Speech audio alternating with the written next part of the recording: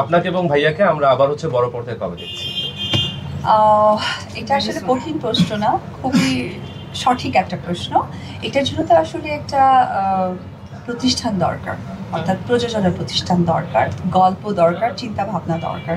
এই সব কিছু মিলে যেহেতু উনি এখন এত বড় মাপের একজন অভিনেতা, তাকে নিয়ে আসলে এই মুহূর্তে আমি অপু বিশ্বাস নিজেও এত কাজ করার পরেও সেই যোগ্যতা রাখি না তাকে নিয়ে মন্তব্য করার।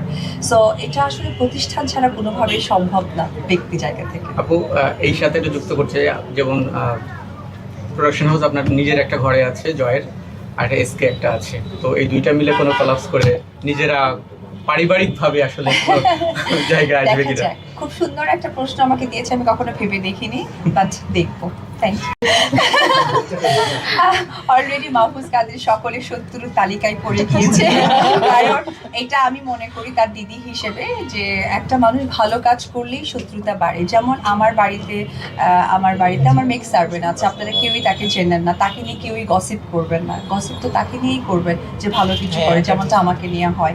সো আগেও অনেক কাজ করেছে, হয়তো অতটা ফোকাসে আসেনি, এখন ফোকাসে আসছে বিধায় নিন্দা চর্চিত হচ্ছে। But seriously I am so happy Mahfuz কাদরিকে পেয়ে, যে ডে বাই ডে আমাকে চেঞ্জ করতে সে সহযোগিতা করছে।